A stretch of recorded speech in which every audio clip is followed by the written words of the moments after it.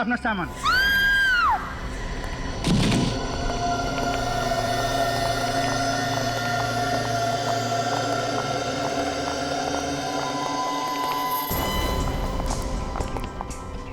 हटिए हटिए। अरे किसके पास फोन है, किसके पास? जल्दी एम्बुलेंस को फोन लगाइए, हॉस्पिटल लेके जाना पड़ेगा ना। पता नहीं साहब कैसे गिरी। कोई फायदा नहीं है एम्बुलेंस बुलाने का, ये तो मर चुकी है। किसी ने इसके हस्बैंड को बुलाया है क्या? सुना सुना सुना सुना सुना, जिसका डर था वही हुआ, हो गई ना रोनी।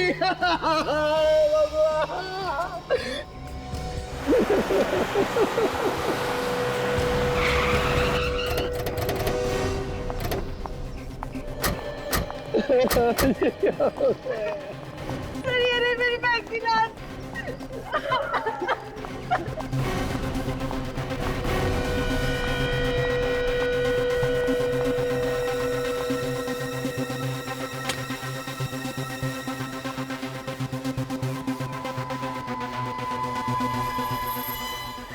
सर मेरी बहन का खून हुआ, उसकी मौत अपने आप नहीं हुई है।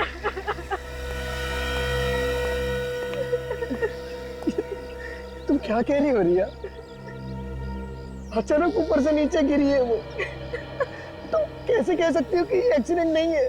ये तो सीआईडी को ही पता लगाने दो कि वो गिरी है या कि नहीं गई है। सर ये नादान है सर, बहन की मौत के गम में कुछ भी बोली जा रही है सर। हाँ समझ सकते हैं, बहन की मौत का धक्का लगा है। तुम्हें धक्का नहीं लगा? सर मैं तो लूट गया सर, इसके बगैर मैं कैसे जिंदा रहूंगा सर? वैसे सुधा ऊपर से गिरी कैसे? सर बालकनी में कपड़े सुखा रही थी। बालकनी में कपड़े सुखा रही थी?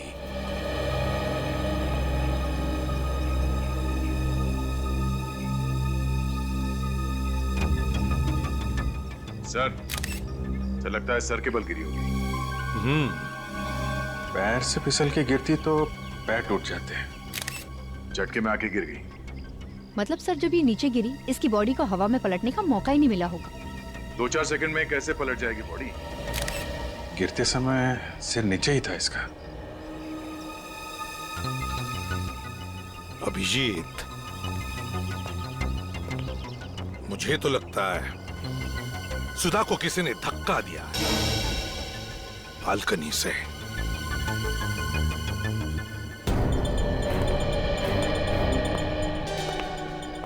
एक बात बताओ, जब सुधा नीचे गिरी तब तुम कहां थे? सर मैं घर में ही था सर। सर मेरी बहन तो रोज कपड़े फैलाती है, आज कैसे गिर गई? नहीं समझ रही हो रिया, ये एक अनहोनी है, अनहोनी। मैंने बताया था सुधा को अनहोनी के बारे में। कैसी अनहोनी? सर जिस घर में दूध उबल जाए, शीशा टूट जाए, वो घर अपशकुन होता। जिस घर में अपशकुन होते हैं उधर अनहोनी होती ही है सर। चुप रहो, बात खराब मत करो। अनहोनी अपशकुन ऐसा कुछ नहीं होता, समझे? सर जो सच है वो तो सच ही है ना, शायद आप लोगों को मालूम नहीं है सर, एक बहुत बड़ी अनहोनी है सर। अपशकुन का नाम लेके तुम लोग बीवियों को ऊपर पहुंचाते रहोगे और हम लोग खड़े तमाशा देखते रहेंगे, हैं? सर, हद है। ये लड़की अकेली नहीं गिरी है, साथ में कुछ लेकर गिरी है। ये कपड़े का टुकड़ा फंसा हुआ था हाथ में, शायद किसी चीज को पकड़ने की कोशिश की होगी इसने। और सर इसके नाखूनों में खाल फंसी हुई है। दिखाओ जरा। ये देखिए।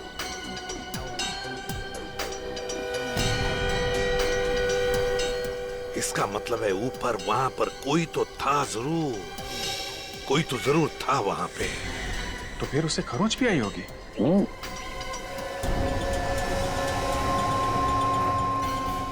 अपना हाथ दिखाओ, हाथ दिखाओ, हाथ दिखाओ, वहां दिखाओ।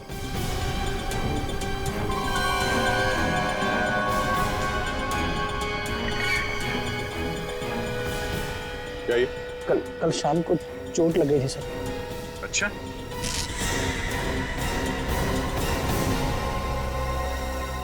चोट लगी थी या अपनी बीवी के नाखून लगे थे? ऊपर से धक्का दे दिया उसे। मैं अपनी बीवी को क्यों मारूंगा सर? सर उनके आपस में रोज झगड़े होते थे। आग में घी डालना बंद कर। सर पति पत्नी के झगड़े तो हर घर में होते हैं सर। इसका मतलब ये तो नहीं कि हर आदमी खून कर देगा। इसे पहचानते हो? सर ये तो सुधा दीदी के जैकेट का कपड़ा है। ये इसका नहीं है? नहीं सर। तुम्हारा नहीं है? अगर ये सुधा दीदी के जैकेट का टुकड़ा है कपड़े का, तो फिर वो उसी के हाथ में कहां से आया? कैसे आया सुधा के हाथ में? क्यों? सर मुझे नहीं पता है सर। हाँ विक। सर वो जैकेट इन कपड़ों में नहीं है। ओ, जैकेट कपड़ों में नहीं है सर। शायद ऊपर कहीं फंस गई हो। अगर ऊपर फंस गई है तो चलो ऊपर चल के इनका घर भी देखते हैं, और वो बालकनी जहां से बेचारी सुधा नीचे गिर गई।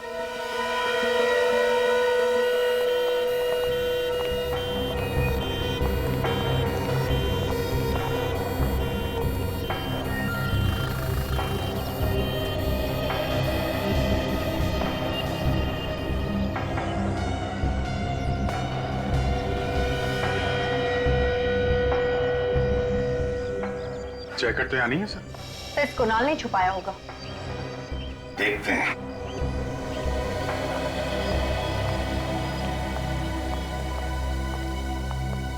हाँ तो कुणाल, सुधा की जैकेट कहाँ है? सर मुझे सच में नहीं पता है सर।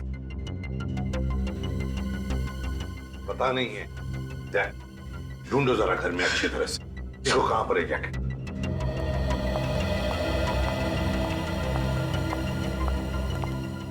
तुम्हें पता कैसे चला सुधा नीचे गिर गई है? सर वॉचमैन ने फोन करके बताया था सर।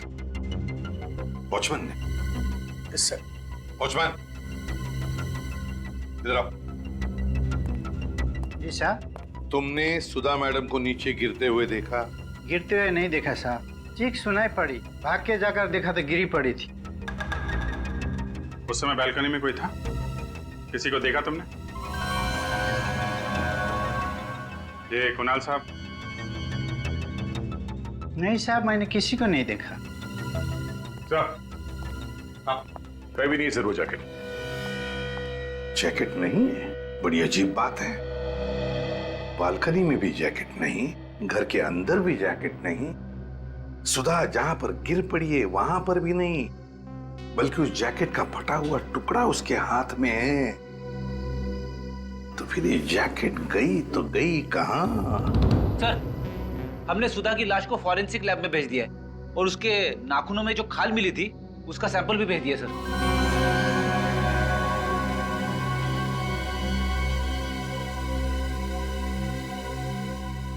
कुणाल जी, फॉरेंसिक की रिपोर्ट आने के बाद तो तुम्हारी मुश्किलें और भी बढ़ेंगी।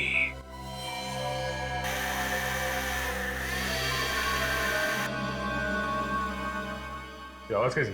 साहब जी, पास वाले घर में फर्नीचर का काम चल रहा है। तो शायद इन काम करने वालों ने कुछ देखा हो। हाँ, देखते हैं।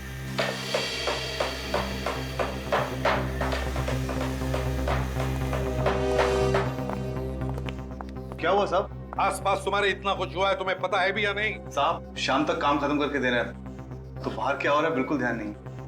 बाजू के घर में जो औरत रहती थी उसका किसी ने खून कर दिया है। कैसे हो गया खून साहब? बालकनी से धक्का दिया है किसी ने उसे। तुम लोगों ने देखा है किसी को धक्का मारते? नहीं साहब, हम लोग तो अंदर ही काम कर रहे थे, बाहर क्या हो रहा है पता ही नहीं। तुम में से किसी ने कुछ देखा? नहीं सर, हमने नहीं देखा। क्या तुम्हारे अलावा और भी कोई था तुम्हारे साथ काम करने वाला? सर आज तो हम ही लोग काम कर रहे हैं, वैसे एक लड़का और था, हमने उसे भगा दिया। भगा दिया? क्यों? फालतू था सर, किसी भी काम का नहीं था वो। हाँ, कौन वो? सर वो भोलू का भाई था सर। बोलो कौन है? साहब वो हमारे साथ ही काम करता है, आज उसकी तबीयत खराब थी तो उसने अपने भाई को भेज दिया। सर कोई भी काम ठीक से नहीं करता था वो, बोलते कुछ और थे और करता कुछ और था। मतलब? अरे साहब, इस दीवार पे छेद करने को बोला था उसको और इस दीवार पे छेद कर दिया उसने। जी सर। हाँ।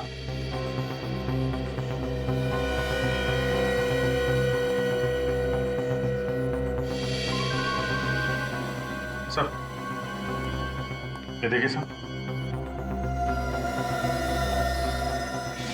माय गॉड, यहां से तो सुधा का पूरा घर दिख रहा है। सर सर ठीक इसी दीवार के पीछे हमारे घर में मिरर लगा हुआ था सर, और वो मिरर गिर गया था और अपशकुन हो गया था सर। बिल्कुल उस तरफ मिरर लगा हुआ था, तो कहीं ऐसा तो नहीं कि किसी ने जानबूझकर ये अपशकुन किया है? हो सकता है सर, मौत को अनहोनी करने के लिए किया होगा। सर ऐसे क्यों देख रहे हो सर? सर मैं सच कह रहा हूं सर, मैं निर्दोष हूं सर, मैंने कुछ नहीं किया है सर, सच बोल रहा हूं सर। हो सकता है नहीं किया हो, किसी से करवाया हो। जो पता चल जाएगा। भोलू का एड्रेस देना हमें, होता है इस भोलू के भाई का स्केच बनवा लो। यार भोलू, कुछ काम धाम बताना, खाली बैठे बैठे तंग आ गया हूँ यार। तू क्या काम करेगा? तुझे तो कुछ आता ही नहीं है यार। यार भोलू, वो जो तू लकड़ी का काम करता है उसी में मुझे अपने साथ रख ले। नहीं भैया नहीं, वो काम तुझसे नहीं होगा। लकड़ी के काम में बहुत बारीकी से काम करना पड़ता है। अगर मैं अभी भी सीखना चाहूँ तो सीख सकता हूँ ना? देखो भाई, वैसे तो सीखने की कोई उम्र होती नहीं है।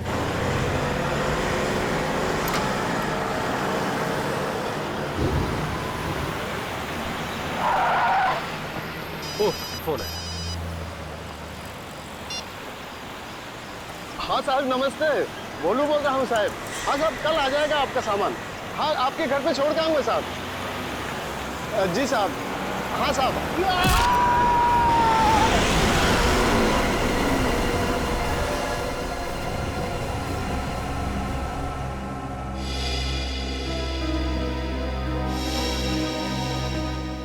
डॉक्टर साहब, कुछ बताया इन लोगों ने कि ये एक्सीडेंट हुआ कैसे?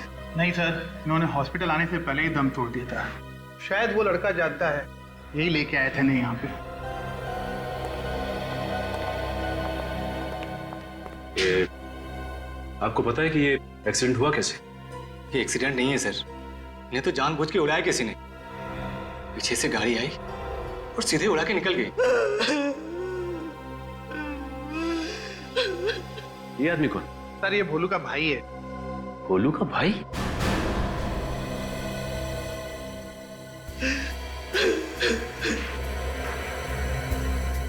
सर स्केच में तो कोई और ही है। अगर तुम भोलू के भाई हो तो फिर ये कौन है? मैं इसे नहीं जानता। नहीं जानता? लेकिन ये आदमी तो भोलू का भाई बन के काम पे गया था जहाँ भोलू काम करता है। मगर आज तो काम बंद था भोलू भैया का। क्या? कौन बोला काम बंद है? आज सुबह फोन आया था भैया को, बोला आज काम बंद है। मतलब भोलू की तबीयत कुछ खराब नहीं थी, उसे काम पे आने से किसी ने मना किया था। सर ये सब खूनी की प्लानिंग होगी, उसी ने भोलू को मना किया होगा। अच्छा, इस भोलू का मोबाइल कहाँ है? हॉस्पिटल के ऑफिस में जमा है। काजल, एक काम कर, पता करो कि भोलू को किसने फोन किया और कहां से। सब मिस्टर कुणाल, इसे पहचानते हैं आप? नहीं सर, कौन है सर ये? शायद इसी आदमी ने तुम्हारी वाइफ सुधा का खून किया है। पर सर, मेरी वाइफ सुधा की इसके साथ क्या दुश्मनी हो सकती थी? दुश्मनी इसकी नहीं, किसी और की भी हो सकती है। आपको किसी पे शक है? मैं किसी पे क्यों शक करूं सर? मेरी बीवी काम ही ऐसे करती थी, मना करने के बावजूद भी अपशगुनों वाले काम किया करती थी। ये लो सर, फिर शुरू हो गया ये व्याख्यान देना बंद करो। अंधविश्वास पे भरोसा करना बेवकूफी होती है। तो सर आप ही बताइए सर, कैसे मरी मेरी बीवी?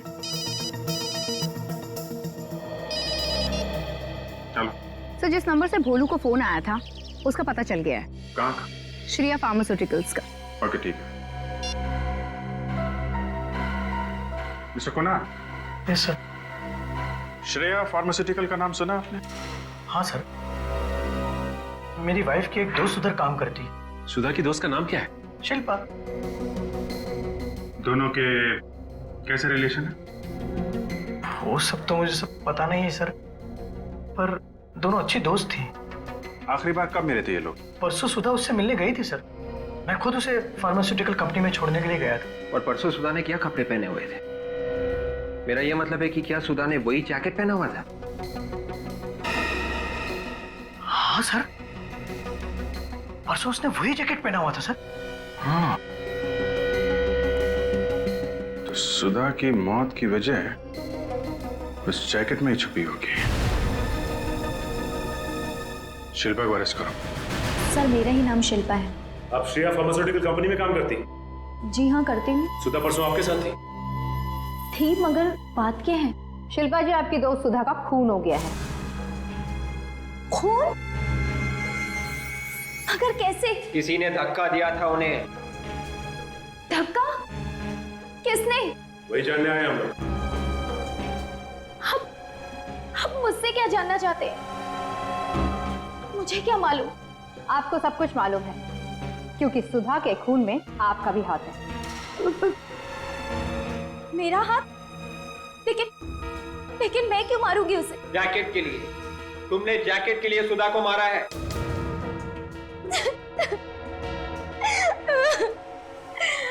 आप लोग क्या बोल रहे हैं? मुझे कुछ भी समझ में नहीं आ रहा। कौन सी जैकेट, कैसे जैकेट? शिल्पा जी, हम उसी जैकेट की बात कर रहे हैं जिसे पहन के सुधा 2 दिन पहले आपसे मिलने आई थी। याद कीजिए।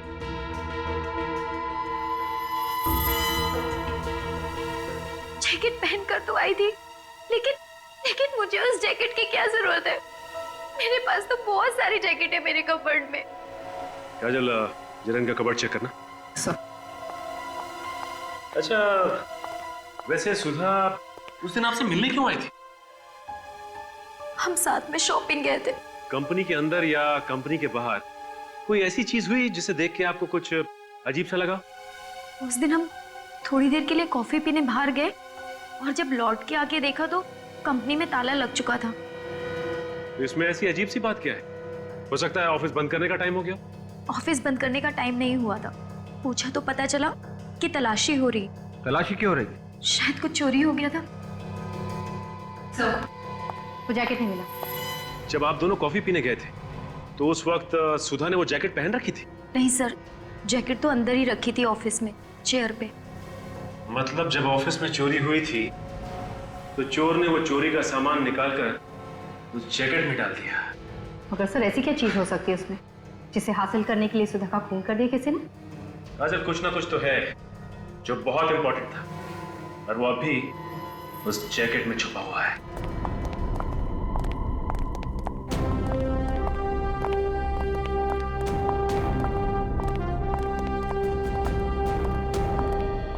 सर, ये है साहब का कमरा। आप लोग जरा 2 मिनट यही रुकिए, मैं साहब से पूछ लेता हूँ। पूछ लो, उनको बोलो कि कुछ सीआईडी वाले हाल चाल पूछने उनका। जी सर। साहब, सीआईडी वाले आए हैं आपसे मिलने। साहब, कुछ बोल रहे नहीं है साहब। जरा हटो। जी। मिस्टर विलास, विलास,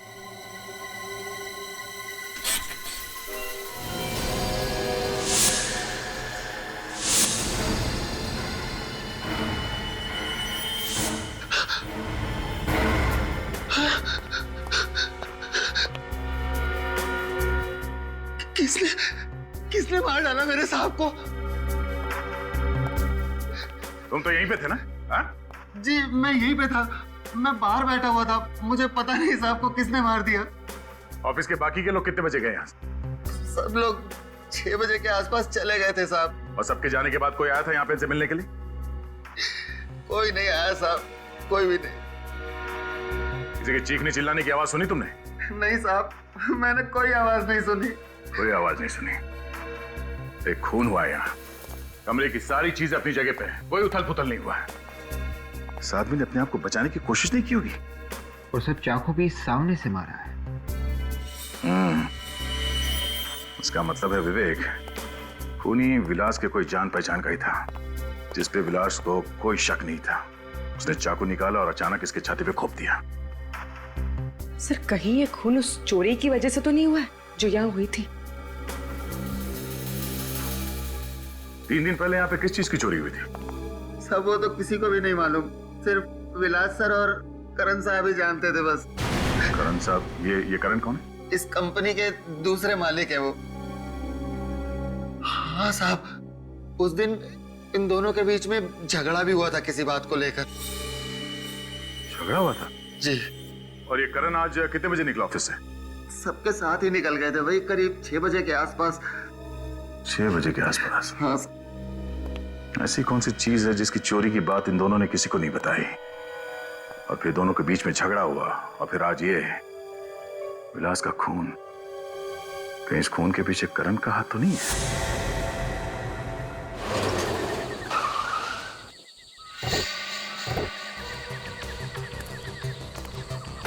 लगता है घर में कोई नहीं है, चारों तरफ अंधेरा है। फिर वहां पे कोई है?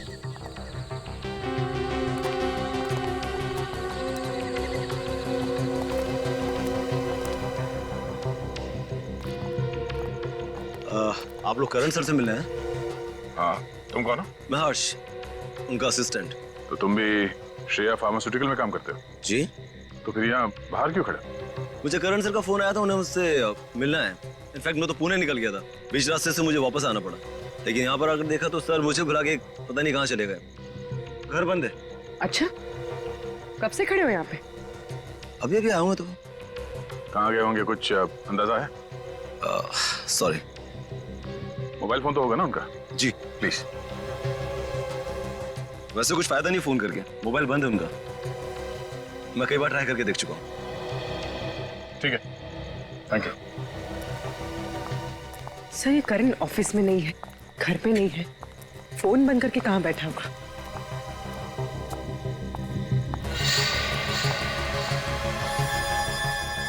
अगर ये पुणे से 60-70 किलोमीटर गाड़ी चला के लाया है तो गाड़ी गर्म होनी चाहिए थी, मगर कार का बॉनेट तो ठंडा है। झूठ बोल रही है, मामला कुछ और ही है। सर, इस करण का फोन बंद आ रहा है। ठीक है, कोई बात नहीं, फिर कभी आके मिल लेंगे। चलो बैठो।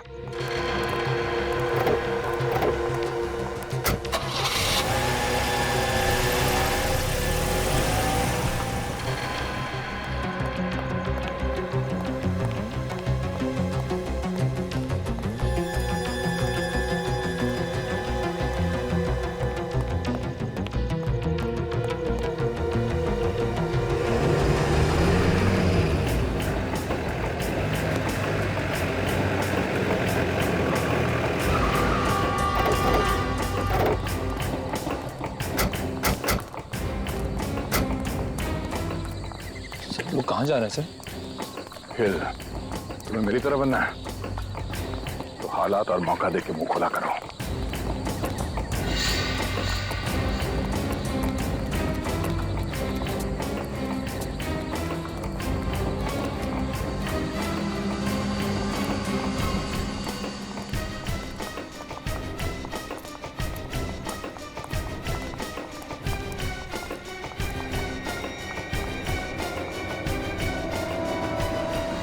अबे अब तो बता दे, तुझे जिंदा जाने की नहीं जाना यहाँ से? पूरा घर खंगाल लिया मैंने, लेकिन तेरा वो फॉर्मूला मिलता ही नहीं। सुन, मैं और इंतजार नहीं कर सकता। वो फॉर्मूला दिखने भी नहीं वाला तुम लोगों को, चाहे तुम लोग कुछ भी कर लो। सुनत, रस्सी जल गई मगर बल नहीं गया अभी तक। इसने मरने की सोच ही ली है, तुम मार ही देते ना इसे।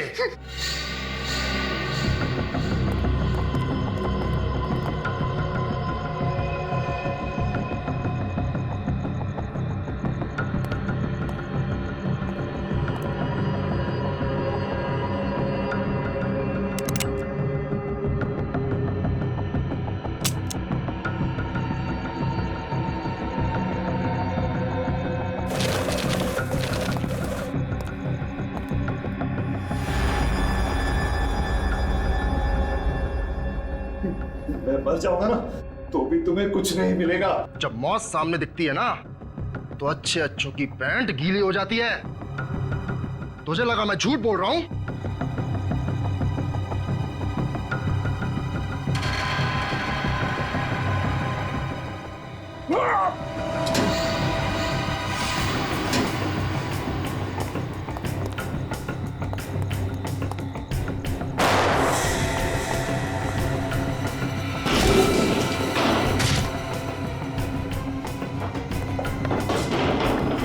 सीआईडी।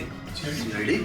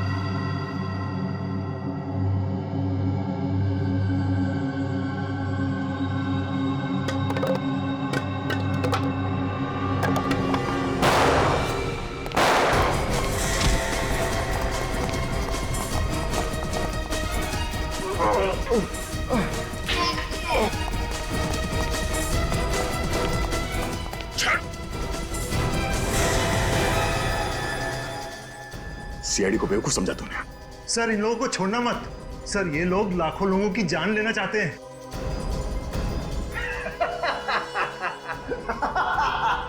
अरे कैसे बोल रहा है तू? सीआईडी से? सीआईडी वाले मेरा कुछ नहीं बिगाड़ सकते। और जिसकी मौत आई है उसे मरना ही पड़ेगा। दिमाग खराब है तेरा? हाँ? मौत के सामने खड़े होकर मौत को धमकी दे रहा तू? धमकी नहीं है ये, हकीकत है हकीकत। ये देख, फ्लाइट के टिकट और वीजा के कागज। आज रात 9 बजे हम लोग अमेरिका भाग जाएंगे। तो फ्लाइट के टिकट और वीजा ये अमेरिका का नहीं है, बड़ी हवेली का है। सोच लो, अगर हम लोग ठीक 9 बजे फ्लाइट में नहीं बैठे और हमने फोन नहीं करा, तुम्हारा एक आदमी वो जहर उस पानी की पाइपलाइन में मिला देगा। अगर हम लोग ठीक 9 बजे फ्लाइट में नहीं बैठे और हमने फोन नहीं करा, तुम्हारा एक आदमी वो जहर उस पानी की पाइपलाइन में मिला देगा। धमकी नहीं है ये, लाखों लोग मारे जाएंगे, कल न्यूज़पेपर में देख लेना। और तुम सीआईडी वाले ही फंसोगे। ये सच कह रहे सर, ये सच कह रहे हैं। इन लोगों के पास वो जहर है जो थोड़ा सा पानी में मिलाने से लाखों लोगों की जान जा सकती है सर।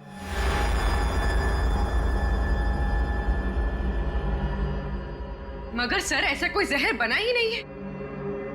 ये गलती मुझसे ही हो गई थी, मैंने ही वो जहर बनाया सर। मगर तुमने वो जहर बनाया क्यों? सर बनाना तो नहीं चाहता था मगर बन गया। लेकिन उसके बाद मैंने वो जहर डिस्ट्रॉय करने की बहुत कोशिश की, लेकिन विलास ने मुझे रोक दिया।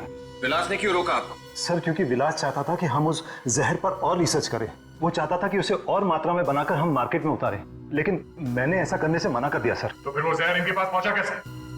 सर ये लोगों ने वो जहर हमारे लैब से चुराया। ये राम कहानी बंद करो और हमें एयरपोर्ट छोड़ने का इंतजाम करो। 7:15 बज चुके हैं। अब लोगों को बचाने के लिए तुम्हारे पास सिर्फ 45 मिनट ही बाकी हैं। तू यहाँ क्या खड़ा है? जा, फॉर्मूला लेकर आ।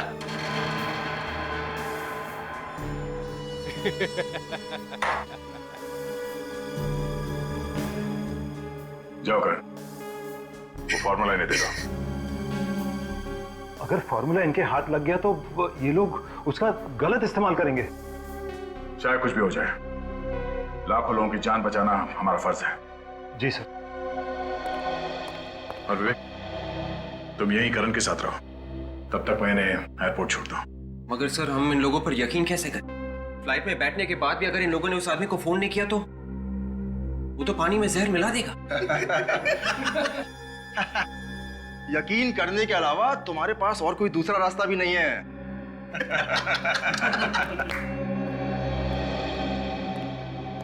सर वो फॉर्मूला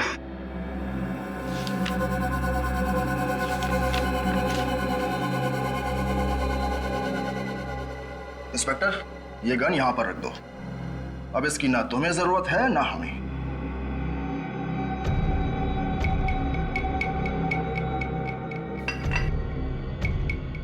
अपनी गन भी रख दो इंस्पेक्टर।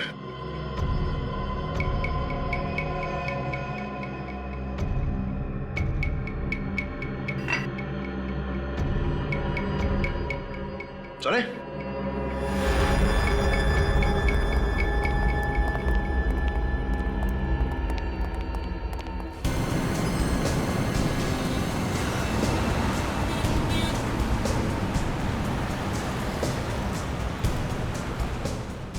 ये तू कहाँ ले जा रहा है? एयरपोर्ट जाने का शॉर्टकट है ये। भाई आधा घंटा तो हो गया है, टाइम पर पहुंचेंगे ना। अरे हर्ष, तू तो टेंशन क्यों लेता है यार? ये तो सीआईडी की जिम्मेदारी है। फ्लाइट के अंदर तक बैठा के आएगा या हमें। लेकिन मुझे तो इन सीआईडी वालों के चेहरे पे बिल्कुल भी टेंशन नजर नहीं आ रहा। सीआईडी का बहादुर सिपाही है, ऐसे ही थोड़ी ना टेंशन आएगी इसे।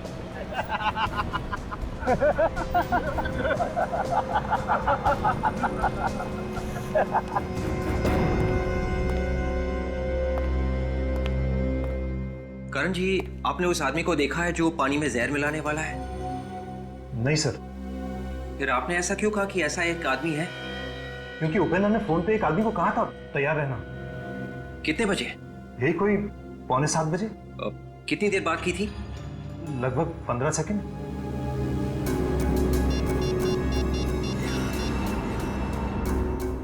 हेलो, हाँ देखिए, मैं सीआईडी से बात कर रहा हूँ। एक इमरजेंसी है, प्लीज आपकी मदद चाहिए।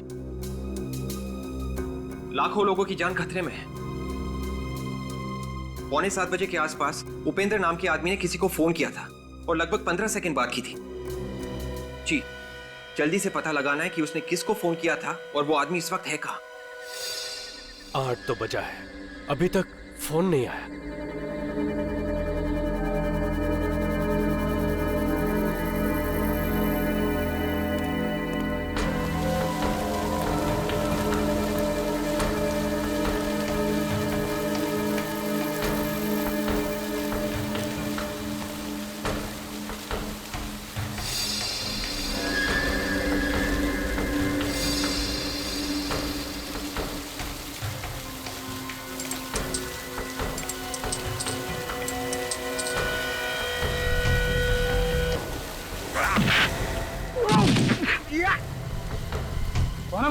फरिश्ते। अरे फरिश्ते तो लोगों को ऊपर लेकर जाते हैं, तू तो आज खुद मौत के मुंह में फंस गया।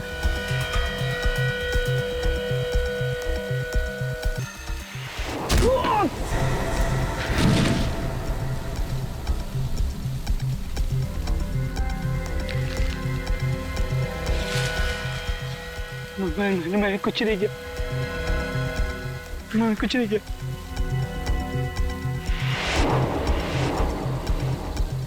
जहर मिलाएगा? हाँ? क्या?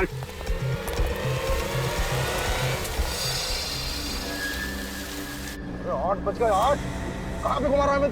तुम्हें क्या लगा कि मैं तुम लोगों को एयरपोर्ट लेके जा रहा हूँ अमेरिका जाने के लिए? हाँ, अब मरेंगे, अब करोड़ों लोग मरेंगे, कोई नहीं बचा सकता उनको मरने से। हर्ष, तू फोन लगा अपने आदमी को, बोल उसको अभी जहर मिलाए पाइपलाइन। लगा फोन लगा। अभी तक तो सीआईडी वालों ने तुम्हारे लोगों को पाताल से भी ढूंढ के निकाल लिया होगा।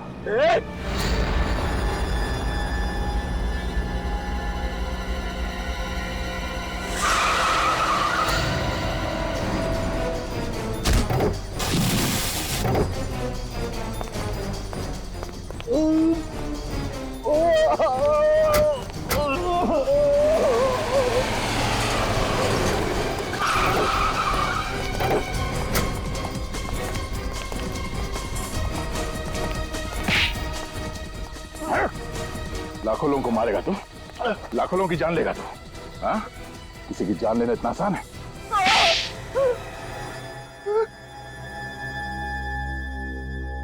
हाँ, मैं हूं सर।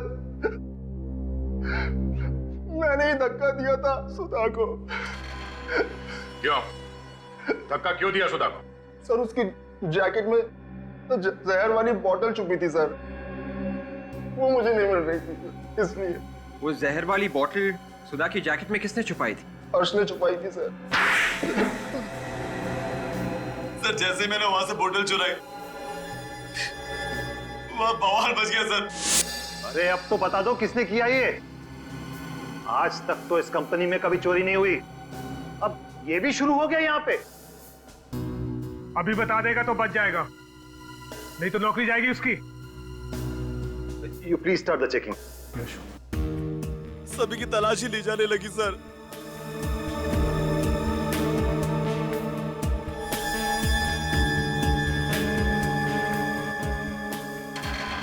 और मैंने वहां पर सुधा की जैकेट देखी।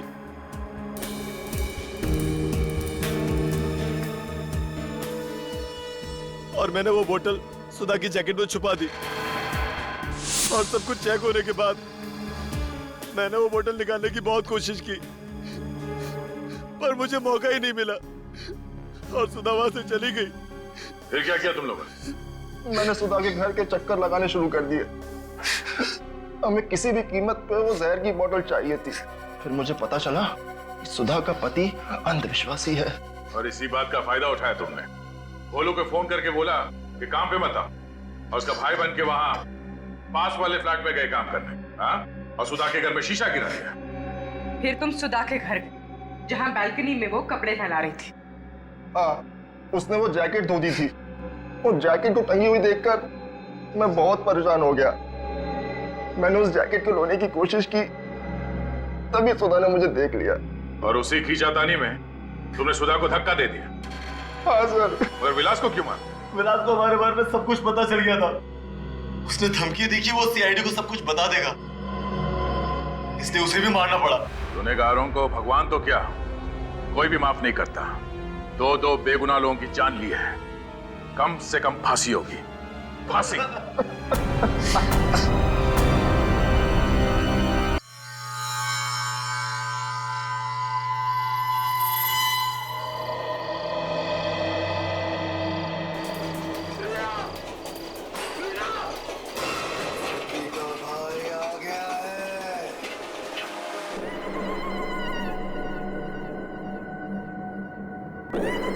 30 साल पहले खजान में नाम की ट्रेन का एक्सीडेंट हुआ था। मेरे डैडी को भी क्या हुआ कुणाल? तबीयत तो ठीक है ना आपकी? तुम हमेशा आप शकुनों वाली बातें क्यों करती हो मुझसे? तबीयत पूछने में कैसे आप शगुन कुणाल? आप यूं नाक चढ़ा के शू शू कर रहे हैं तो क्या पूछना फर्ज नहीं बनता मेरा? एक मिनट, मुझे कुछ जलने की बदबू आ रही है। हे भगवान! क्या हुआ? My God! ये कैसे? एक काम तुमसे ठीक से नहीं होता है। टेबल साफ करने के चक्कर में ध्यान ही नहीं रहा। ध्यान रहता कहाँ है आजकल तुम्हारा? कुणाल आप ऐसे क्यों बोल रहे हैं? आज से पहले कभी ऐसा हुआ है क्या? आज पहली बार ही हुआ ये। पता है दूध का इस तरह से उबल के गिर जाना मतलब कितनी बड़ी मुसीबत को तुमने दावत दी है। जरूर कुछ अनहोनी होने वाली है। हे भगवान! कुणाल ये सब अंधविश्वास है, कोई अनहोनी नहीं होगी। तुम चुप रहो, जबान मत लड़ाओ मुझसे। तुम्हें पता है करतपुर वाली आंटी के वहां भी ऐसा ही हुआ था। सुबह सुबह चाय रखी थी, दूध उबल के गिर गया उस दिन। उसी दिन शाम को उसके बेटे की एक्सीडेंट में मौत हो गई। कुणाल वो एक्सीडेंट गाड़ी वाले की गलती से हुआ था। गाड़ी वाले ने सामने से टक्कर मारी थी उसे। बस बस बस बस बस, ये सब कुछ नहीं सुनना चाहता हूँ। हे भगवान, अब तो मैं ऊपर वाला ही बचा सकता है। पता नहीं क्या अनहोनी होने वाली है। हे भगवान! एक दूध उबलने से इतना बड़ा बवाल।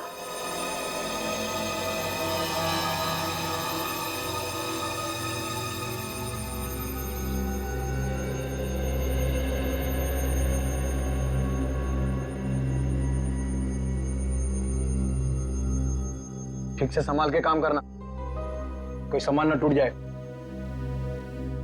आपको बस सामान की पड़ी है ना कुणाल? इस घर में मैं भी रहती हूँ, मेरी कोई चिंता नहीं। तुम हर बात को उल्टे तरीके से क्यों समझती हो? हाँ? तो कल रात को दूध उबल के गिर गया था, इसीलिए बोल रहा था कि आज थोड़ा संभाल के काम करना। नहीं तो फिर से कोई नुकसान हो जाएगा। कौन सा नुकसान हुआ है कुणाल? नुकसान की अगर इतनी परवाह है ना तो खुद काम कर लिया करो। बस जरा सा ठीक से काम करने को बोलो, खुद कर लो।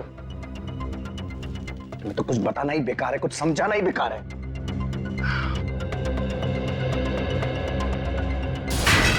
क्या हुआ? Oh my God! ये क्या कर दिया तुमने? ये बोल रहा था मैं तुम्हें, बोल रहा था कि संभाल के काम करो। मैंने कुछ नहीं किया कुणाल, मैंने बस हाथ लगाया और ये गिर गया। क्या हो रहा है ये सब? दो अनहोनी हो गई है इस घर में। अब तबाही इस घर में आकर ही रहेगी। अनहोनी को अब कोई नहीं रोक सकता।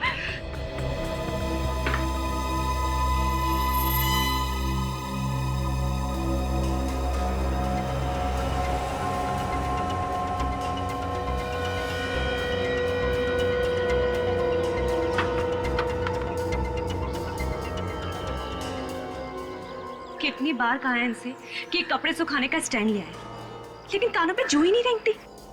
हमेशा अंधविश्वासों में फंसे रहेंगे। ये करने से ये हो जाएगा, वो करने से वो हो जाएगा।